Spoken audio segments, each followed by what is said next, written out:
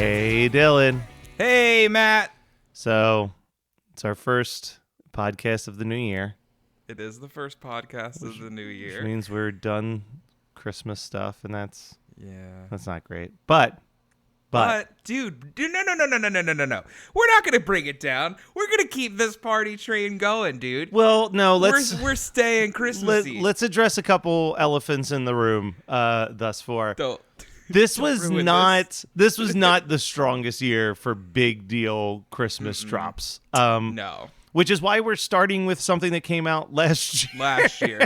with Murderville, Who Killed Santa. If anything, like a lot of the new stuff that I watched this year, I just wasn't that big of a fan of. But I think that the writers and actors strike caused a lot of issues where it was kind of just like, here's the holdovers that we have, or here's like what we shot in the first half of this year. Because like Hallmark and those companies are filming this shit in like March and April. Yeah. I think Lacey Chabert has like 15 new movies coming. Yeah. Like I think even on the Netflix front, like I think Netflix had like 3 new Christmas movies. Yeah, usually it's like lacking. 10. You know what I mean? Yeah. Like it was a light year, and it was also like, so for full transparency, it's December 2nd when we're recording this. I was wondering the way you started this, where you're like, we're past the Christmas season. No, I was like, are we gonna keep this bit up the whole time? Like because I can't. but like, let's be honest. As of December 2nd, there's no A Christmas Story Christmas or 8-Bit Christmas or Spirited that everybody is talking about. Love another Spirited. But you know what I mean? Like where everybody was talking about it and everyone was like, oh my God, like this is awesome. Like, and Guardians, I rewatched the Guardians special the other day, and I'm like, there is nothing like this. There's a couple stuff on Disney Plus, but I feel like it's not getting promoted. Yeah. So we're gonna try. We still have a lot to like comb through at the time that we're recording this to see if maybe, who knows, maybe some company drops a movie in mid-December that like blows our socks off, and we're dude, duh, we've got the Urkel Christmas special. Oh, of course. No. I mean, isn't that still coming? That's supposedly still coming, but like Best Christmas Ever apparently is like a perfectly fine rom-com on Netflix that maybe we can check out. Family Switch, I think, was the other Netflix one. We'll see like what the deal is with this Candy Cane Lane movie that dropped yesterday as far as our stuff is. You want to know something fucked up? What? Urkel Saves Santa came out on November 21st. Nope. Not even a chirp. So as I'm sitting here going, well, that still has to come out, right? It came out 2 weeks ago. Yeah, nobody even cared. No idea. No one spoke a word of it. Here's a preamble basically on why are we going to be talking about a special that came out in 2022. It's because I actually genuinely thought we did an episode on this, was shocked that we didn't, and then was equally shocked that Dylan had never even heard of Murderville. Never heard of it. Because in my brain, it fucking rolls. I was going to say, this is a perfect Dylan show. Yeah, dude, this was awesome. You just watched the special so far? Yes, I only watched the special. I watched it this morning, as I try to do with things that I haven't seen before. Indulge yourself on the other 6 episodes of Murderville that Netflix produced. Excited. The first episode's with Conan, and it's amazing. Yeah. But so for those of you who don't know, the concept of Murderville is it's a show that Will Arnett created, and every week he is a detective who gets a new assistant every single week. What is it? Terry was his last name? I can never remember his last name. But Terry, so Detective Terry gets a new like deputy or whatever every single week. And it's always a big celebrity guest from, I don't even want to say the comedy world. It's from all over the place. Yeah. But the joke of the show is that it is a meticulously scripted out murder mystery where all of the actors, including Will Arnett, have read the script and know all of the beats of the plot, but the actors who are brought in to be his assistant have been given no script, no dialogue, nothing. So they are kind of forced to just fully improvise the circumstances. It's brilliant. A theater kid's fucking dream show. Yeah. Like, I loved watching this because as I'm watching it, like, some of the bits work better than others, but that's just improv, dude. Yes. Like, some of them work better than others. I love the yes ending of every single actor that doesn't know what's going on, but they're like, fuck it, like I don't care. Like, well, and that's so this one you've got for most of it Jason Bateman. Yeah. And then Jason Bateman's fucking incredible, dude. I love Jason Bateman. And then he seems like a genuine dude to hang out with. Yeah. And then Maya Rudolph, who have some type of, Jason Bateman is overly aware of what it's like being around Will Arnett. So he's prepared for this. Maya Rudolph has the comedy background, so she gets how to end.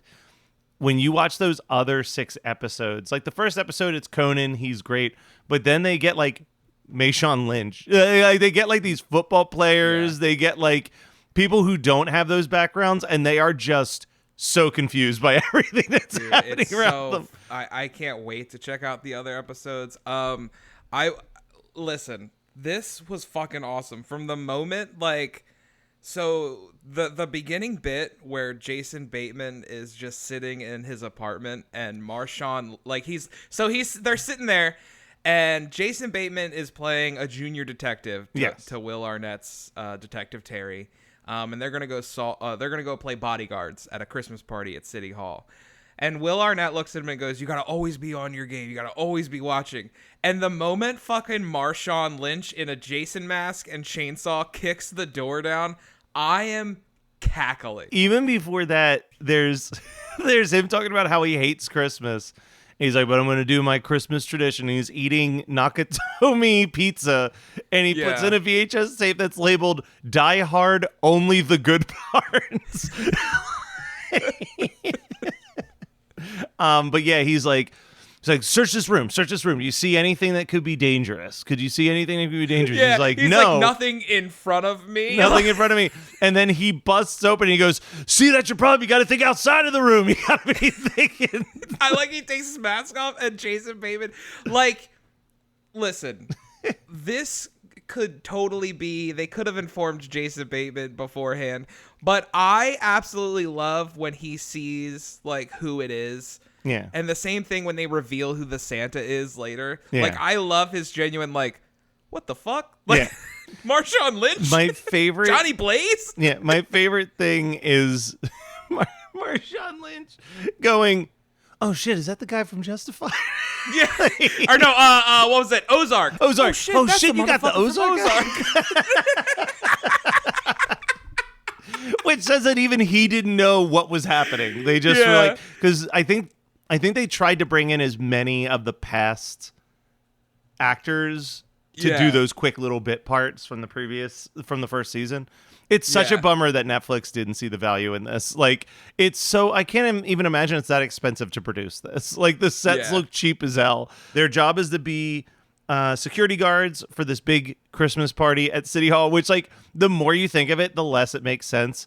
Where it starts at City 11 Hall looks at night. It is the fucking Capitol building. The City Hall in this show it's so big. Is the fucking Capitol in DC. It's insane. It's massive. They have Santa there, but it's the timeline makes no sense, right? They're showing up at 9 at night. And they're the orphans are going to be dropped off to meet Santa. It's it's already 9 at night on Christmas Eve. Why are they meeting Santa? And then when Santa's the orphans finally show up, it's 2 in the morning. Yeah. It's so Santa's played by Sean Hayes of Will and Grace fame, playing Johnny Blaze. Yeah. the quarterback. And he can't keep a straight face the entire time. Yeah, he's supposed to be a dead corpse, dying. And he is just cheesing, just a big smile. Especially That's when what I loved about this. You could just tell, especially the people that weren't aware, they're just having so much fun. Much fucking fun. He's trying to do mouth-to-mouth resuscitation, and Sean Hayes keeps turning his head away. Yeah. It's so good. And then he goes, oh, Jesus, you got Sean involved in this? Yeah. I would love just more Will Arnett and Jason Bateman. Hey, good news. I don't listen to it, but apparently they have a podcast.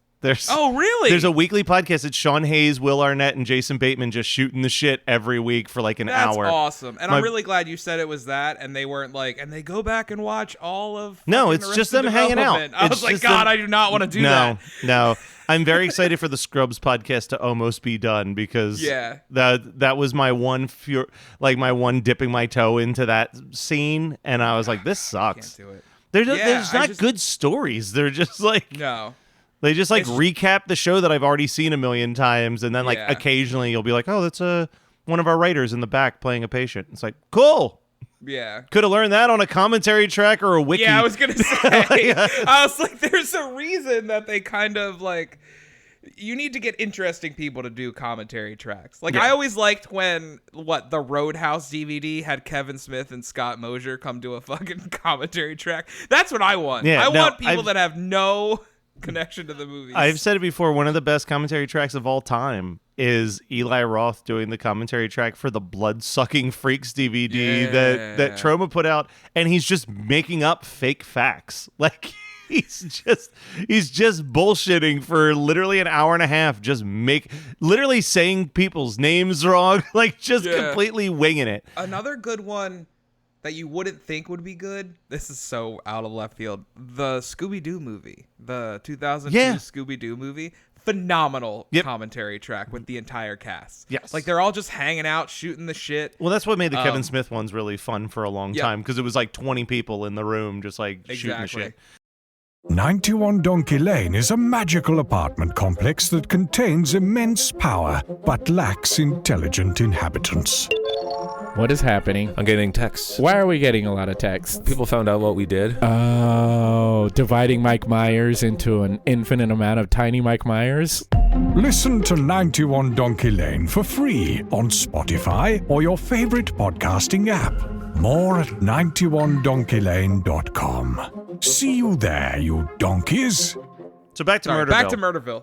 So Johnny Blaze has been murdered. Yes. By a candy cane. By a giant candy cane. Licked and sticked. As Maya Rudolph says later in the episode.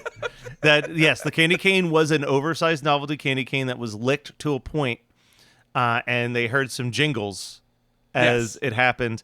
So based on that information, they determined that whoever did this must have really loved peppermint because they had to lick a lot of it. Also, all of the name tags are smudged. Yes. Is one of your other clues. So they need to find someone who loves peppermint and has something that jingles. Mm-hmm. Oh, and the last person. Yeah, go ahead. And what was the last thing? I'm trying to remember what the last thing he said was. I know what he actually said, but what they think he said. Butter. He said butter. Yeah, they're like, he said butter. We got to find out why he said butter. So the first person they meet is a news broadcaster that Johnny Blaze was always friends with. And this is probably my favorite of the three interview sequences, where he's just like drunk, naked, bending around, doing exercises. He's a real ginger. And I think he's legitimately bare-ass naked in front of, just based on how Jason Bateman is reacting to what's happening. I'm like, I think this dude is actually full naked in front of Jason Bateman, because he's like, fucking hilarious. Jason Bateman cannot focus. He's like, what is happening? And then he's like, hey, why don't you try a downward dog while we're here? He's sitting there doing yoga poses. Yeah.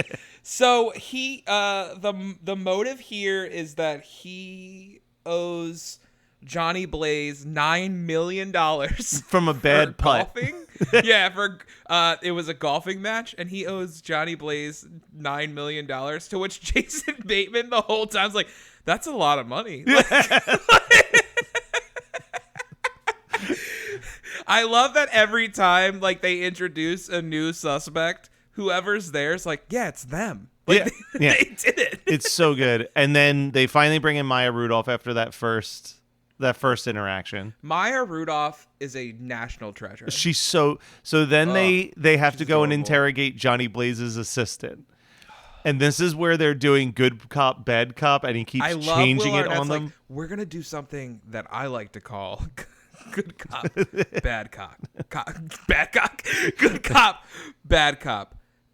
Terry version. And, and it's literally just good cop, bad cop. But he's just yelling French cop and Yes. Italian cop. This is the most like improv game this show gets. Oh, and it's for sure. incredible. Like it's Yeah. so good.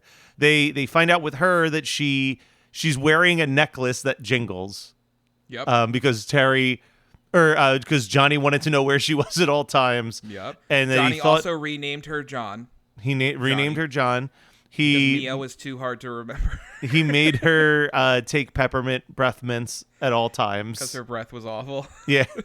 And I think her big motivation is that she doesn't get paid. Also, like she's like treated like shit and she doesn't get paid by him. If of all the suspects that have the most motive, I would say this is the one. And there's a character or there's a person that comes in later on that just kept saying what I was thinking. Yeah. During this episode, but we'll get to him in a second because he is also a treasure. Yeah. So then before the last interview is when the orphans show come up in. at 2 a.m. fucking and they God. need to meet Santa. And so they prop up Sean Hayes' dead body and are literally moving his arms and making him say different things. And this is where while he is cracking up. Oh, he's laughing like almost uncontrollably. the entire time he is busting out laughing as Maya Rudolph and Jason Bateman take turns moving his mouth while he's speaking. And they're just saying shit, just trying to work through these kids. The one kid is like, I think she wishes for 3 things. And Will Arnett just goes, she can't wish for 3 things. She can only wish for 1. Jason Bateman then has to, as Santa, tell her she can't wish for 3 things. And the one kid says, where's your beard? And he goes, I can't grow hair on my lower part of my face. Please don't mention it. I'm very sensitive about it. It's called alopecia. Well, and then we meet Orphan Terry, Terry. which is very important for later on. Orphan Yes. Terry shows up because when they first show up, there's a woman cutting and wrapping packages, Yes. and Detective Terry. Oh, fuck, because we skipped that. Dude, that's one of the best bits in this whole when fucking she's show. freaking out after the When death of she's Santa. freaking out and Jason Bateman has to be a cat for like 10 minutes. It's so fucking good. So there's a character, her name's Angie, I think. Yeah. And she is freaking out about Johnny Blaze being killed. So she's losing it, and she tells Will Arnett, like, she just wants to go home to be with her cat. And Will looks at Jason and goes, you need to be a cat. You're an actor. Be a cat. So Jason Bateman, like, God bless him. Like, he just goes full blown into cat mode, starts purring, licking his paws, rubbing his licking head his against paws, her rubbing leg. his head against her. She's like, he would love a saucer of milk. He's like, get him a saucer of milk. And Jason just looks up and is like, what? He puts the saucer of milk down, and Jason just starts drinking the milk. He goes, look at her. Connect eyes. Look at her. But get your eyes up. Bring your eyes up. I was like, whoa, dude, this is phenomenal. But she comes back later. She in comes the back episode, later, as you which it's said. important that we mention Angie. But yes, Yes. she's got a pile of gifts, and Terry's like, oh my God, wireless headphones. I've always wanted these. So, Oh, yeah. So then they get the orphans out of there. Yep. The mayor's like, you need to solve this murder mystery in the next 2 hours so we can get these gifts to the orphans. So the last person they go to check on was a former business partner of Johnny God, Blaze, what was her name? who I 'Cause it forget was her. something fucking dumb. But It's she's so dumb. I forget the name of the character and the actress, but she's one of the stars of Happy Endings, and she was in the last season of Scrubs as like a main character. And she's like, they're trying to. Donna Facazia? Yeah, Facazia. Donna Facazia. So they go, and their goal is that Maya Rudolph is a Ukrainian basketball player, I think it is, who wants Dude, it's so fucking good. who wants to have an authentic Ukrainian pizza place that's basically just Domino's. Just Domino's. But Ukrainian. Like, I love that. This is one of my favorite bits too, because Will Arnett has 2 walkie-talkies, and each Jason Bateman and Maya Rudolph have earpieces in, but they have 2 different earpieces in. So at one moment, he's telling Jason Bateman you're Canadian. You have a heavy Canadian accent. Hey, there's a hat under the chair. Pull the hat out. And it's a fucking beanie. Yeah. And he puts it on his head. And he just goes full-blown Canadian. But Maya Rudolph can't hear Will Arnett telling him to do that. So she is just like what the fuck is happening? As Jason Bateman is just going full-blown Canadian. It is hilarious. And at one point, this person they're interrogating is offered a mint julep and looks at them and says, "No, thank you. I want a whiskey. I don't. I like hate mint juleps." Yeah. So that's a big clue. Big clue. And all while this is happening, Will Arnett is living out his John McClane dreams of being shoeless. Taped his cell phone to the back, to his back, which starts ringing. And someone is sneaking around trying to kill them. Yes. And this is when they realize, oh, he has an alias. Whoever did this, it wasn't a one-man operation because someone had to shut off the lights on the other side of the room so that the murder could happen. So they're trying to figure out, they're like, not only do we have to solve this murder, we have to find out who did it, who was their alias. Which I think the first time I watched this, I thought it meant that 2 of the 3 suspects had done it, not that there could be... Somebody not that the alias could be suspect. someone not on the suspect list. And that's when they bring out, they finish that interrogation. They need to solve the murder. One more person to help. Pete Davidson seeming so confused as to why he's here. Oh my God, dude. I don't understand how people can dislike this guy. I love Pete Davidson. I like Pete Davidson, the person. I don't like Pete Davidson, the comedian. I think that his jokes fall flat more often than not. But I like he's just him. Like that's. But I like his that's why personality. I like him so much. Yeah. But so he comes out, and he's just immediately told, "All right, who do you think?"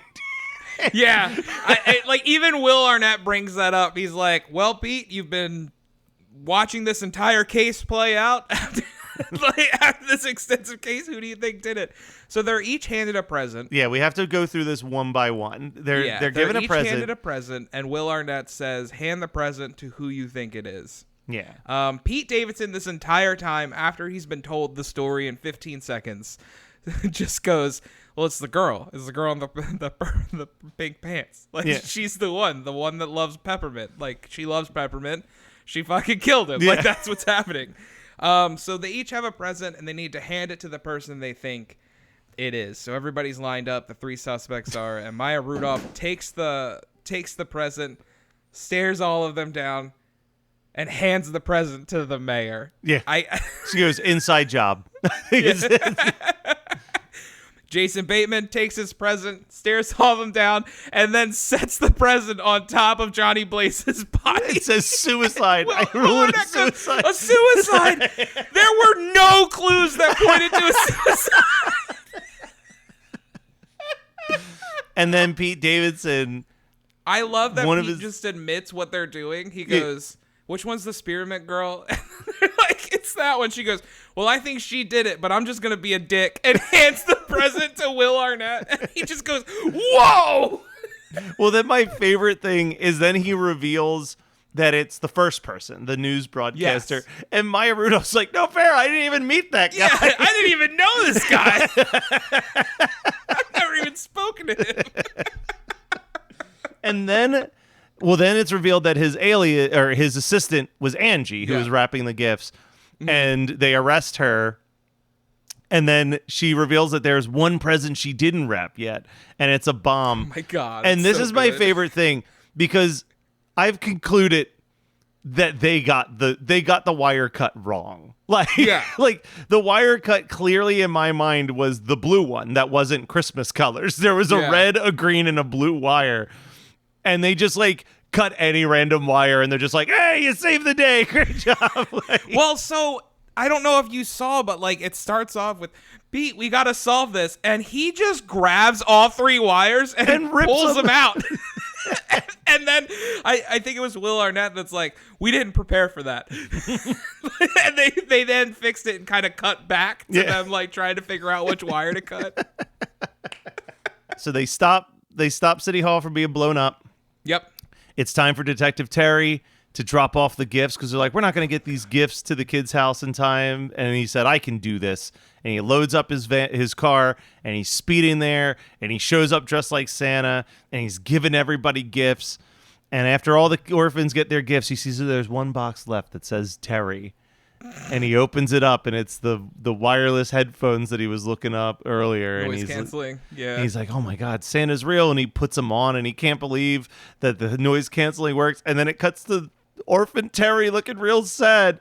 And she's like, what's wrong, Orphan Terry? He goes, I guess I wasn't a good enough boy this year. I didn't get a gift. And then and she's like banging on the window when he's got the noise canceling headphones on, so he just drives away. Yeah. Oh my God. It's such a delightfully dumb, dark ending to like. It's so fun. It's so fun. Yeah. It really is a true bummer that this show didn't last more than those 6 episodes. I'm telling you, the Conan episode has one of the funniest bits I've ever seen in any show, because Conan like does not do spicy food. He as any true white guy, he does not do spicy food.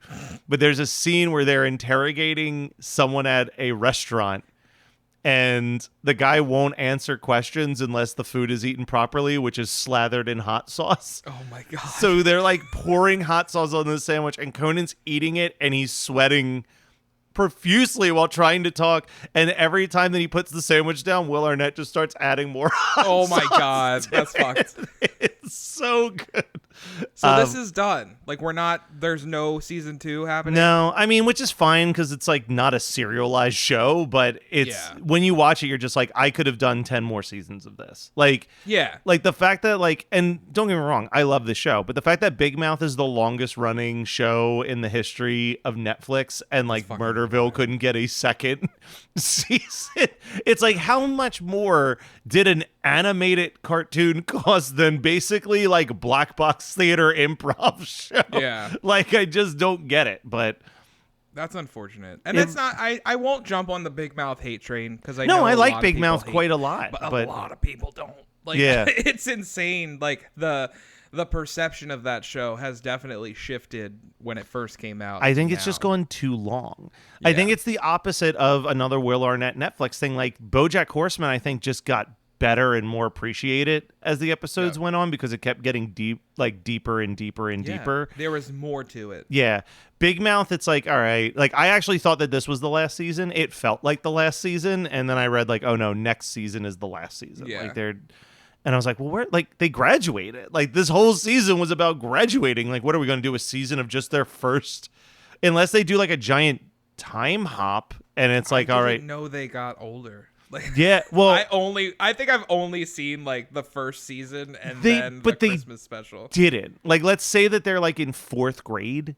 Like, this season they graduated 5th grade. You know what I mean? Like, okay. I thought you meant like high school. Oh no. Yeah, I thought you That's meant what I mean. Like, unless the Boy last Meets episode. World it, yeah, no. Unless they, the last episode, the last seasons that they literally jumped to senior year of high school. Like, I don't get why you would do another season, because you've told you are now moving into like the next phase of life type thing. Like, it's like, it doesn't make sense to me to keep going from that, but whatever. This isn't the Big Mouth. We've got a Big Mouth episode. You guys can go check that out. We loved it. It definitely didn't scar us at all.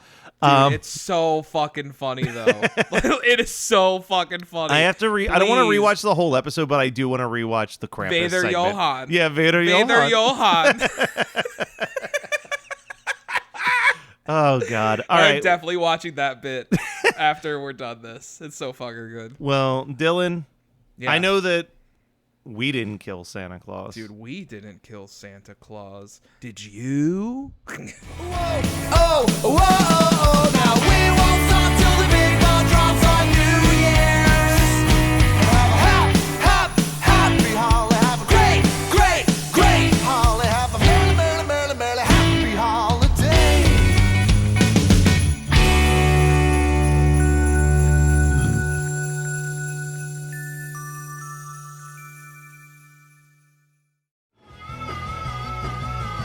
You're listening to the Geekscape Network.